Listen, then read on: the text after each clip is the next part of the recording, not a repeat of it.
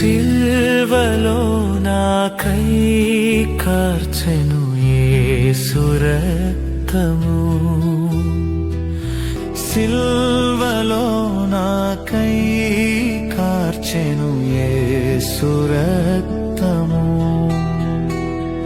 శిలనైన నన్ను మార్చెను యేసు రక్తము.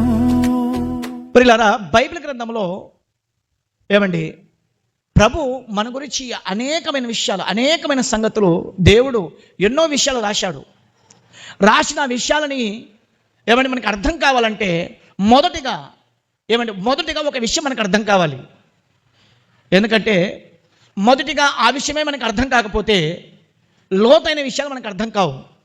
కాబట్టి గమనించండి, బైబిల్ గ్రంథంలో ఇశ్రాయేల్ ప్రజలందరూ కూడా ఏమండి అబ్రహాము నుంచి మొదలుకొని యోసేపు వరకు వాళ్ళందరూ కూడా ఏమండి గమనించండి, వాళ్ళందరూ కూడా ఆయా తరాలలో వాళ్ళు ఏం చేశారంటే వస్తూ వాళ్ళు ఐగుప్తు దేశంలో బానిసలుగా ఉండిపోయారు. ఎన్ని సంవత్సరాలు చెప్పండి? 430 సంవత్సరాలు అక్కడ బానిసలుగా ఉన్నారు. ఆ బానిసత్వం బతుకుని భయంకరంగా అనుభవించారు. వాళ్ళు అనుభవించిన తర్వాత కొంతకాలానికి దేవుడు అనుకున్న ఆ టయానికి ఒక నాయకుని పుట్టించాడు. ఎవరైనా ఆ నాయకుడు చెప్పండి? ఇశ్రాయేలు ప్రజలని విడిపించడానికి ఒక నాయకుని పుట్టించాడు. ఆ నాయకుడే మోషే గారు అన్నమాట. ఈ మోషే గారిని పుట్టించి ఏమండి వారి తరములో ఇశ్రాయేలు ప్రజలని విడుదల చేయించడానికి మోషే గారిని ఎన్నుకొని మోషే ద్వారా ఇశ్రాయేలు ప్రజలందరిని విడిపించుకొని వెళుతున్న సమయంలో వెళుతూ దేవుడు ఆ దారిలోనే, అంటే వారు సరాసరికి కరెక్ట్ మార్గంలో వెళ్తే 30 నుంచి 40 రోజులు వాళ్ళు వెళ్ళవచ్చు కనాను దేశానికి. అయితే గమనించండి, వారిని బుద్ధి నేర్పడానికి, వారిని జ్ఞానం నేర్పడానికి, వారికి విధేయత నేర్పడానికి, వారికి దేవుని పట్ల ఆధారము పడడానికి నేర్పడానికి 40 సంవత్సరాలు దేవుడు వారికి ఏమండి మరి తిప్పి ఆ అరణ్యంలో అక్కడక్కడే తిప్పుతూ కనాను దేశాన్ని తీసుకెళ్ళాడు. 40 సంవత్సరాలు. ఈ 40 సంవత్సరాలలో అనేకమైన విషయాలు చెప్పాడు. ఆ అనేకమైన విషయాలలో ఒక విషయం మీకు ఈరోజు చెప్పడానికి ప్రయత్నం చేస్తున్నాను. దయచేసి గమనించండి. ఆ 40 సంవత్సరాలలో ప్రభులు వారు ఒక అద్భుతమైన, ఒక ప్రాముఖ్యమైన విషయం చెప్పాడు. ఏం చెప్తున్నాడో మీరు చూడగలిగితే ఒకసారి లేవియా కాండం 1వ అధ్యాయము 10-11 వచనాలు మనం చూస్తున్నాం. దహన బలిగా అతడు అర్పించినది గొర్రెల యొక్క గాని మేకల యొక్క గాని మందలోనిది అయిన ఎడల అతడు నిర్దోషమైన మగదాన్ని తీసుకొని వచ్చి బలిపీఠము ఉత్తర దిక్కున యెహోవా సన్నిధిని దానిని వధింపాలి. ఇక్కడ గమనించండి, దేవుడు మోషే గారికి ఒక ఆజ్ఞ ఇస్తున్నాడు. మోషే ఇశ్రాయేలు ప్రజలందరి వారు చేస్తున్న ఏదైతే తప్పుడు పనులు ఉన్నాయో, పాపం ఉందో, ఆ పాపానికి బదులుగా రక్తం చిందించబడాలి అని చెప్తున్నాడు. ఏం చెప్తున్నాడు చెప్పండి? రక్తం చిందించాలి. రక్తం చిందిస్తేనే వారు ఖచ్చితంగా ఆ రక్తము ద్వారా వారి పాపములను నేను క్షమిస్తాను అని చెప్తున్నాడు. రక్తం ఖచ్చితంగా ప్రోక్షింపబడాలి. రక్తం ఖచ్చితంగా చిందింపబడాలి. ఈ చిందింపబడినప్పుడే పాపము నుంచి విడుదల కలుగుతుందనే ఒక విషయము ఇశ్రాయేలు ప్రజలకి దేవుడు మోషే ద్వారా తెలుపుతున్నాడు. మరొక మాట మీరు చూడగలిగితే ఏమండి మరి లేవియా కాండం 4వ అధ్యాయము 3వ వచనం. ప్రజలు అపరాధమగునట్లు అభిషక్తుడైన యాజకుడు పాపము చేసిన ఎడల తాను చేసిన పాపమునకై నిర్దోషమైన కోడెదూడను యెహోవాకు పాప పరిహారార్థ బలిగా అర్పింపవలెను. ఇక్కడ ఏమంటున్నాడు?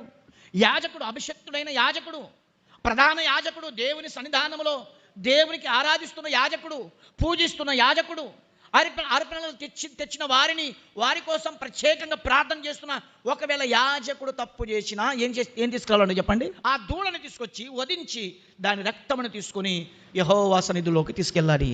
ఎందుకంటే ఏమండి రక్తము ద్వారానే మానవులని విమోక్షించడానికి దేవుడు ఒక పరిష్కారమును పెట్టాడు, ఒక మార్గమును పెట్టాడు. మీకు నాకు ఒక రక్తం ఉండాలి మధ్యవర్తిగా. రక్తం చిందింపబడితేనే పాపానికి విడుదల కలుగుతుంది. ఏమండి రక్తం చిందించబడాలి.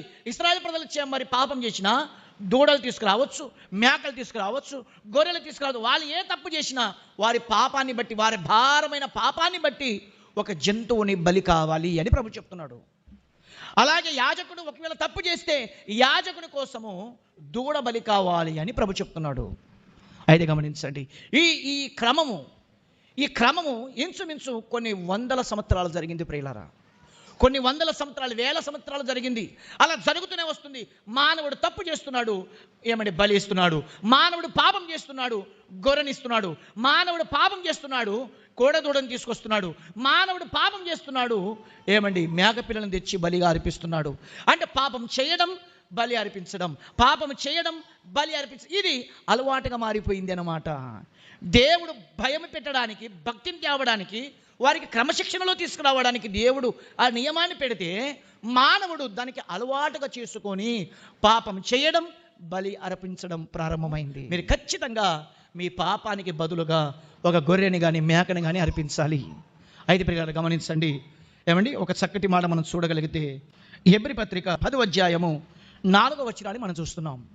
యేసు ప్రభు వచ్చిన తర్వాత కొత్త నిబంధన కాలంలో ప్రభుల వారు ఒక చక్కటి వాక్యాన్ని చెప్తున్నాడు. ఏమని చూడండి ఒకసారి. ఏలయనగా ఎడ్ల యొక్కయు, గమనించండి బాగా ఈ మాట, ఎడ్ల యొక్కయు మేకల యొక్కయు రక్తము పాపములను తీసివేయుట అసాధ్యం.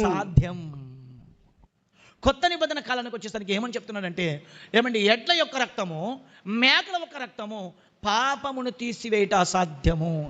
ఎందుకు మరి ఆనాడు పాపం కోసం బలి అర్పించమని చెప్పిన దేవుడు ఈనాడు ఆ రక్తము ద్వారా ఎందుకు క్షమాపణ లేదని చెప్తున్నాడంటే, మానవుడు భయానికి, భక్తికి చూపించవలసిన ఆ ఒక బలి అర్పణ మానవుడు దాన్ని అలవాటుగా చేసుకున్నాడు. అలా చేసుకున్నాడు కాబట్టి ప్రభు ఏమని చెప్తున్నాడంటే, మేకల యొక్క రక్తము, ఎడ్ల యొక్క రక్తము పాపమును తీసివేయట అసాధ్యమని చెప్పాడు. ప్రియులారా, మరి మానవుల కోసము ఈ అర్పణ ఆగిపోతే మరి దానికి బదులుగా దేవుడే ఒక అర్పణ సిద్ధపాటు చేశాడు. దేవుడే ఒక బలిని ఏర్పాటు చేశాడు. ఏంటి ఆ బలి? మీరు చూడగలిగితే ఒక చక్కటి మాట మీరు చూడండి ఒకసారి. అదే హెబ్రీ పత్రిక 9వ అధ్యాయము 22వ వచనాన్ని మనం చూస్తున్నాం. 22వ వచనం. మరియు ధర్మశాస్త్ర ప్రకారము సమస్త వస్తువులను రక్తము చిందింపకుండా పాప క్షమాపణ కలగదనియు సామాన్యముగా చెప్పవచ్చును. రక్తము చిందించబడకపోతే, రక్తం కారకపోతే, రక్తము చిందింపబడకుండగా పాప క్షమాపణ కలిగింది అని చెప్పుకుంటే అది అసాధ్యము అని ప్రభు చెప్తున్నాడు. అంటే పాపానికి పరిహారంగా ఖచ్చితంగా రక్తము చిందింపబడాలి. అయితే గమనించండి, దేవాది దేవుడు ఈ నియమమే పెట్టాడు కాబట్టి, ఆయనే పెట్టింది కాబట్టి మానవులు పశువులను బలి ఇచ్చి మేము పాపం నుంచి శుద్ధి అయినామని చెప్పి వారు అనుకుంటూ జీవిస్తున్నారు. కాబట్టి దేవుడే ఒక అర్పణ అర్పించబడాలి అని చెప్పి, శాశ్వత కాలం అర్పణ అర్పించబడాలని చెప్పి దేవాది దేవుడే మానవుడుగా ఈ లోకానికి వచ్చిన తర్వాత ఆయన 30 సంవత్సరాలు తల్లిదండ్రుల ఆధీనంలో ఉండి 3.5 సంవత్సరాలు సేవా జీవితంలో ప్రారంభమైనప్పుడు ఆయన శిష్యులతో చెబుతున్న ఆ మాట మీరు చూడగలిగితే మత్తయి సువార్త 16వ అధ్యాయము 21వ వచనం. అప్పటి నుండి తాను యెరూషలేమునకు వెళ్ళి పెద్దల చేతను ప్రధాన యాజకుల చేతను శాస్త్రుల చేతను అనేక హింసలు పొంది చంపబడి మూడవ దినమున లేచునని అగత్యమని యేసు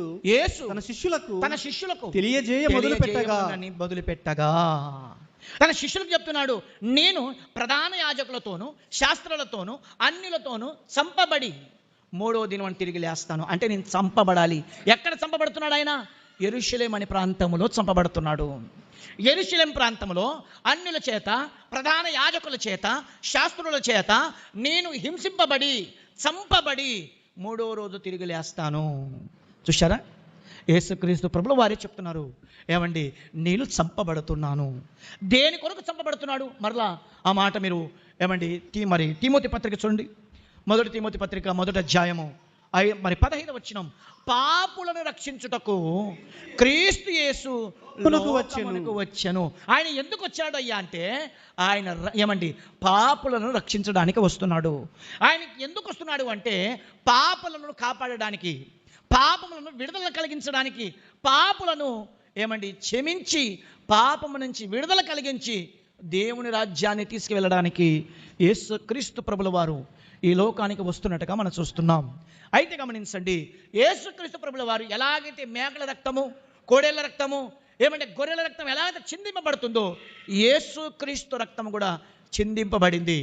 అయితే గమనించండి, యేసుక్రీస్తు రక్తం ఎలాగైతే చిందింపబడిందో యేసుక్రీస్తు రక్తములో 9 ఆశీర్వాదాలు ఉన్నాయి. ఎందుకు ఇవన్నీ చెప్తున్నానంటే గమనించండి, యేసు రక్తములో 9 ఆశీర్వాదాలు ఉన్నాయి. 9 మేలులు మానవుల కోసం దేవుడు దాచిపెట్టాడు. ఒక్కొక్కటిగా మీకు చూపిస్తున్నాను, దయచేసి గమనించండి, జాగ్రత్తగా వినవలసిందిగా మీకు మనవి చేస్తున్నాను. యేసుక్రీస్తు రక్తంలో 9 ఆశీర్వాదాలు దాగి ఉన్నాయి. ఆ 9 ఏంటో మనం చూడగలిగితే, మొదటిగా మీరు 1 కొరింథీ పత్రిక చూడండి ఒకసారి. 1 కొరింథీ పత్రిక 6వ అధ్యాయము 19 వచనము 20 వచనాన్ని మనం చూస్తున్నాం. 1 కొరింథీ పత్రిక 6వ అధ్యాయము 19-20 వచనాలు.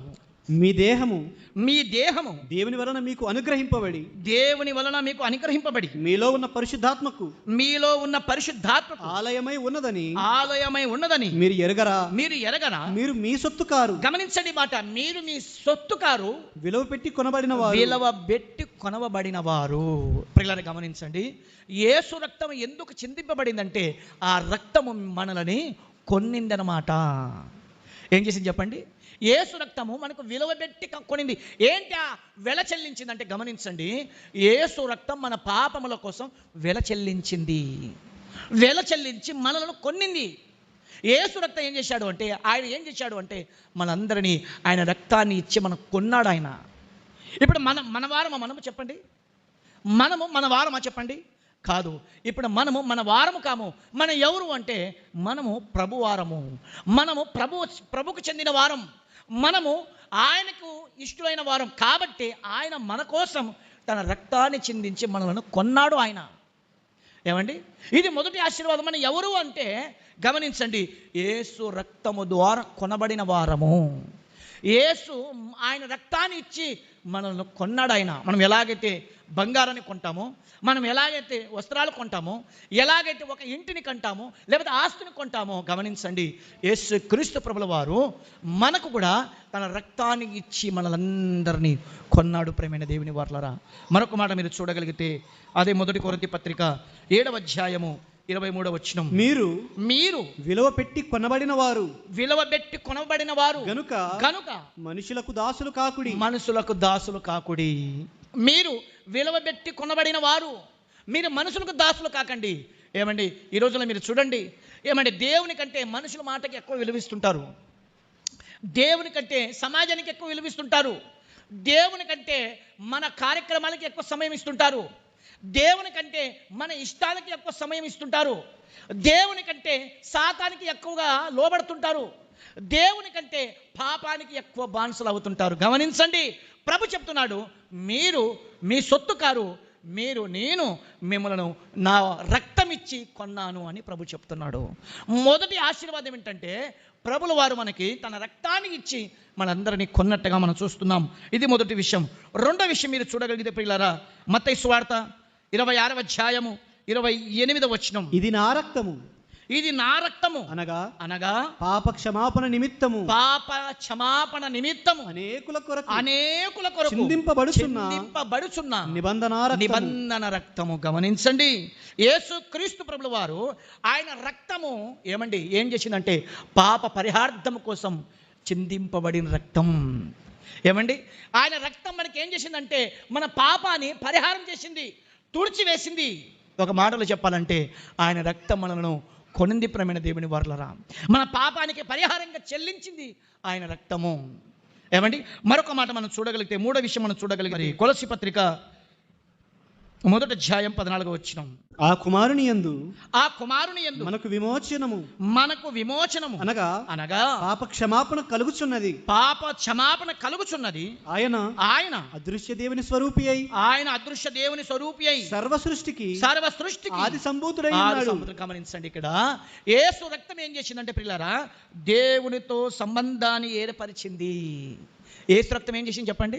ఆయన కుమారుని రక్తం ఏం చేసిందంటే దేవునితో మనకి సంబంధాన్ని కలిపింది. మనము దేవుడు మనం చేసిన పాపానికి మనము ఏమండి దేవుడు దూరం అయిపోయాడు. మనం చేసిన పాపానికి, మనం చేసిన అపరాధానికి దేవుడు దూరస్తుడుగా ఉన్నాడు. అయితే గమనించండి, యేసు రక్తాన్ని చిందించి మనల్ని దేవుని ఏకపరిచాడు. ఏమండి దేవుణ్ణి మనల్ని దగ్గర చేశాడు. ఆయనకు మనకు ఒక సంబంధాన్ని కలిపాడు. ఆ యేసు రక్తము దేవునితో ఏం చేసింది చెప్పండి? సంబంధాన్ని కలిపింది. ఇది 3వ విషయం. 4వ విషయం మనం చూడగలిగితే ప్రియులారా, ప్రకటన గ్రంథం చూడండి ఒకసారి. ప్రకటన గ్రంథము 1వ అధ్యాయము 6వ వచనాన్ని మనం చూస్తున్నాం. మనము ప్రేమించుచు తన రక్తము వలన మన పాపముల నుండి మనలను విడిపించిన వానికి మహిమయు ప్రభావమును యుగ యుగములు కలుగును గాక. ఆమేన్. ఆయన మనలను తన తండ్రి యగు దేవునికి ఒక రాజ్యముగాను యాజకుడుగాను చేసెను. గమనించండి, 4వ విషయం ఏం కనబడుతుందండి ప్రియులారా? మన యేసు రక్తం మనందరి పాపాలని తీసివేసింది. ఏమండి, మన బట్టలకి మురికి తగిలింది అనుకోండి, మీరు రిన్ను సబ్బు వాడినా, ఏమండి రిన్ను సబ్బు వాడినా లేదా బట్టల సబ్బు వాడితేనే అది వెళ్ళిపోతుంది. మీరు సువాసన సబ్బులు వాడారనుకోండి, సంతూర్ సబ్బు అని, లైక్ బాయ్ సబ్బు అని, ఇలాంటి సబ్బులు వాడారనుకోండి, మీరు ఎన్ని సబ్బులు వాడినా ఏమంటే ఆ బట్టలకి సువాసన అంటుకుంటుందేమో కానీ మురికి మాత్రం ఏమవుతుంది చెప్పండి? పోదు. ఈ రోజుల్లో ప్రపంచంలో మానవులు కూడా తన పాపముల కోసం గంగ స్నానాలు చేస్తూ, ఏమండి అనేకమైన యాత్రలు చేస్తూ, ఏమండి మరి పుష్కరాలని చెప్పి, అనేకమైన దాన ధర్మాలని చెప్పి, ఏమండి అనేకమైన కిడ్నీ దానమని, రక్తదానమని, నేత్రదానమని, అనేకమైన పుణ్యకార్యాలతో మా పాపాలు వెళ్ళిపోతాయని అనేకులు ప్రయాసపడుతున్నారు. కానీ అయితే గమనించండి, బైబిల్ చెప్తుంది యేసు రక్తము మనందరి పాపములను తీసివేస్తుంది అని ప్రభు అని దేవుని వాక్యం మనకు సెలవిస్తుంది. ఇది 4వ విషయం. ప్రియులారా, 5వ విషయం మీరు చూడగలిగితే ప్రకటన గ్రంథం 12వ అధ్యాయము 11వ వచనం. వారు గొర్రెపిల్ల రక్తమును బట్టి దాని ఇచ్చిన సాక్ష్యమును బట్టి వారిని జయించి ఉన్నారు. వారు జయించి ఉన్నారు గాని మరణము వరకు తమ ప్రాణములను ప్రేమించిన వారు కారు. గమనించండి, 5వ విషయం ఏం కనపడుతుందంటే దుష్ట లోకము నుండి జయించిన వారుగా ఆ రక్తం వారికి అధికారం ఇచ్చింది. యేసు రక్తం మనకి ఏం చేసిందంటే పిల్లరా, దుష్ట లోకము నుండి మనలను కాపాడడానికి లేకపోతే జయించడానికి అధికారం ఇచ్చింది. ఈ లోకం ఎలాంటిదంటే పాపభరితమైన లోకం. ఈ లోకం ఎలాంటిదంటే వ్యభిచారంతో నిండిన లోకం. ఈ లోకం ఎలాంటిదంటే భయంకరమైన అసూయ, కుట్ర, క్రోధం, పగలతో, దేశాలతో నిండిన లోకం ఇది. ఈ లోకం నుంచి, ఈ పాపము నుంచి జయించడానికి ఏమిచ్చింది చెప్పండి? యేసు రక్తం మనకి అధికారం ఇచ్చింది. యేసు రక్తం మనకి విజయాన్ని ఇచ్చింది. యేసు రక్తం మనను ఏమండి గెలుపునిచ్చింది. ప్రేమైన దేవుని వారలారా, చాలామంది చూడండి, ఏమండి భయంకరంగా పాపపు మాటలు తన నాలుక మీద వస్తున్నా భద్రపరుచుకుంటున్నామంటే ఎవరిని బట్టి చెప్పండి? చెడు చూపులు చూడకుండా మనము కంట్రోల్ చేసుకుంటున్నామంటే ఎవరిని బట్టి చెప్పండి? ఏమండి మన లోపల పాపపు నియమాలు ప్రేరేపిస్తున్నా వాటిని అణిచివేసి ప్రభు కొరకు మనం ముందుకు కొనసాగుతున్నామంటే ఎవరిని బట్టి చెప్పండి? ఏమండి మనలో పాపం చేయడానికి ఎన్నో ఆలోచనలు కలుగుతున్నా దేవుని వాక్యం మనలను జయింప చేయడానికి ఆయన రక్తం మనకు ఏమండి విజయాన్ని కలిగిస్తుందంటే ఎవరిని బట్టి చెప్పండి? ఈరోజు మన పాపం మీద విజయాన్ని చేదక్కించుకుంటున్నామంటే, మనం పాపం చేయట్లేదంటే, దొంగతనం కావచ్చు, వ్యభిచారం కావచ్చు, మోసం కావచ్చు, నువ్వు ఇంకా చేస్తున్నావంటే అర్థం ఏంటో తెలుసా? నీలో యేసు రక్తం పని చేయలేదని అర్థం. ఏమండి నీలో ఇంకా యేసు రక్తం పని చేయలేదు.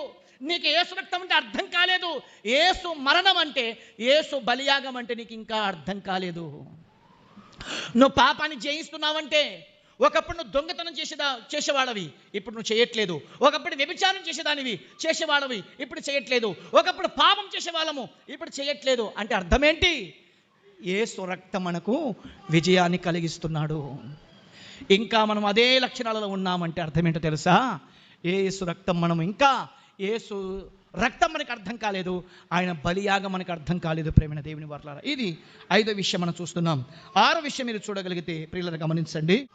హెబ్రీ పత్రిక 13వ అధ్యాయము మరి 20 వచనాన్ని మనం చూస్తున్నాం. గొర్రెల గొప్ప కాపరి అయిన యేసు, గొర్రెల గొప్ప కాపరి అయిన యేసు అను మన ప్రభువును నిత్యమైన నిబంధన సంబంధమగు రక్తమును బట్టి, నిత్య నిబంధనమైన రక్తమైన సంబంధమును బట్టి మృతులలో నుండి లేపిన సమాధానకర్తయగు దేవుడు యేసుక్రీస్తు ద్వారా తన దృష్టికి ఇక్కడ గమనించండి పిల్లరా, ఆరోది ఏం కనబడుతుందంటే దేవునికి మానవునికి మధ్య ఏమండి నిత్య నిబంధన చేశాడు.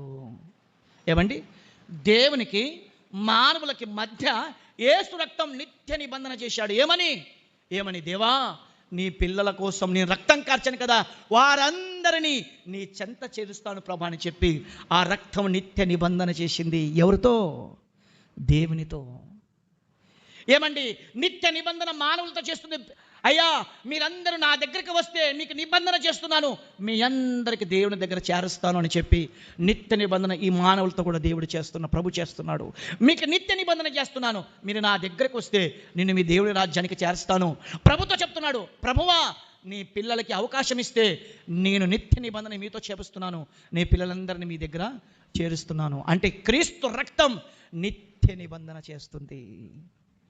ఏమండి ఎంత ఆశీర్వాదం చూడండి. ఆశీర్వాదం అంటే పంటలు రావడం కాదు, ఆశీర్వాదం అంటే ఉద్యోగం రావడం కాదు, ఆశీర్వాదం అంటే కుటుంబం అభివృద్ధి కావడం కాదు. ఆశీర్వాదం ఏంటో తెలుసా? క్రీస్తు రక్తము మనందరికీ ఆశీర్వాదకరంగా మార్చింది. ఎంత మంచి మాట! క్రీస్తు రక్తం మనందరిని విమోచించింది. క్రీస్తు రక్తం మనందరిని ప్రభు దగ్గర చేర్చింది. క్రీస్తు రక్తం మనందరి పాపం నుంచి విడుదల కలిగించింది. ఇది 6వ విషయం మనం చూస్తున్నాం. 7వ విషయం మీరు చూడండి, హెబ్రీ పత్రిక 9వ అధ్యాయం 14వ వచనం. నిత్యుడగు ఆత్మ ద్వారా తన్ను తాను దేవునికి నిర్దోషిగా అర్పించుకునిన క్రీస్తు యొక్క రక్తము జీవక్రియలను విడిచి జీవము గల దేవుణ్ణి సేవించుటకు మీ మనస్సాక్షిని ఎంతో ఎక్కువగా శుద్ధి చేయును. గమనించండి, 7వది ఏం కనబడుతుందంటే మన మనస్సాక్షిని యేసు రక్తం ఏం చేసింది చెప్పండి? శుద్ధి చేసింది. నిజమే ప్రియులారా, మా మనస్సాక్షి ఎలా అయిపోయిందంటే ఒకప్పుడు పాడైపోయింది. అనుమానాలతో, పాపముతో, భయంకరమైన వ్యసనాలతో, భయంకరమైన అలవాట్లతో, భయంకరమైన తలంపులతో, భయంకరమైన లోక సంబంధమైన అలవాట్లతో మన మనస్సాక్షి పాడైపోయింది ప్రేమైన దేవుని వాట్లరా. అయితే గమనించండి, ఈ మనస్సాక్షిని శుద్ధి చేసింది యేసయ్య రక్తం. ఈ మనస్సాక్షిని శుద్ధి చేసి దేవుని దగ్గర పవిత్రంగా నిలబెట్టింది యేసు రక్తం ప్రేమైన దేవుని వాట్లరా. బైబిల్ గ్రంథంలో ఒక మాట ఉంటుంది, మానవుల హృదయం అంట ఎలా అయిపోయిందంట, అది ఘోరమైన వ్యాధి గలది, దాన్ని గ్రహింపగలవాడు ఎవడు? మానవుని హృదయాన్ని ఎవరు గ్రహించలేరు, మానవుని హృదయాన్ని ఎవరు పసికట్టలేరు. అయితే పసికట్టిన వాడు దేవుడు. ఆ దేవుడు యేసుక్రీస్తు రక్తము ద్వారా మనందరి హృదయాలని శుద్ధి చేశాడు ప్రేమైన దేవుని వారలారా. ఇది 7వ విషయం మనం చూస్తున్నాం. 8వ విషయం మీరు చూడండి దయచేసి. 8వ విషయం కొలసి పత్రిక మరి 1వ అధ్యాయము 20వ వచనాన్ని మనం చూస్తున్నాం. ఆయన యందు సర్వ సంపూర్ణత నివసింపవలననియు ఆయన శిలువ రక్తము చేత సంధి చేసి ఆయన ద్వారా సమస్తమును లోకమందున్నవైనను పరలోకమందున్నవైనను వాటినన్నిటిని ఆయన ద్వారా తనతో సమాధాన పరచుకొనవలనని తండ్రికి అభిష్టమాయను. గమనించండి, 8వది ఏం కనబడుతుందంటే యేసు రక్తము ద్వారా మనందరికి దేవునికి సమాధాన పరిచాడు. దేవుడు అంతవరకు మన పాపాలను బట్టి ఆవేశముతో కోపముతో ఉన్న ఆ దేవుణ్ణి తన రక్తము చేత మనందరి కోసం ఆయన చిందించి దేవునికి సమాధాన పరిచాడు ప్రేమైన దేవుని వాట్లరా. ఒకప్పుడు మన జీవితాలలో, మన కుటుంబాలలో సమాధానం లేని పరిస్థితి, భయంకరమైన అతలాకుతలమైన మన పరిస్థితులను బట్టి ఎప్పుడైతే క్రీస్తు రక్తంతో మనం కడగబడ్డామో మన జీవితంలో సమాధానం. డబ్బు ఉన్నా లేకపోయినా సమాధానం, తిండి ఉన్నా లేకపోయినా సమాధానం, కుటుంబంలో భయంకరమైన సంఘటనలు వచ్చిన సమాధానం, కుటుంబంలో మరణము జరిగిన, కుటుంబంలో వ్యాధి వచ్చిన, కుటుంబంలో ఆస్తి నష్టమైన, కుటుంబంలో ఏది వచ్చినా సమాధానంగా ఉన్న కారణం క్రీస్తు రక్తం మనందరినీ సమాధానపరిచింది. క్రీస్తు రక్తం మన జీవితంలో ఒక ఆనందాన్ని నింపింది. క్రీస్తు రక్తం మనందరినీ శాంతిని కలిగించింది. ప్రేమైన దేవుని వారలారా, ఇది ఎన్నోది చెప్పండి? 8వది చివరి మాట చూపించి నేను ముగిస్తున్నాను. దయచేసి గమనించండి. చివరి మాట ఏమండి? అదే హెబ్రీ పత్రిక 10వ అధ్యాయము, హెబ్రీ పత్రిక 10వ అధ్యాయము 19-20 వచనాలు మనం చూస్తున్నాం. సహోదరులారా, యేసు మన కొరకు ప్రతిష్ఠించిన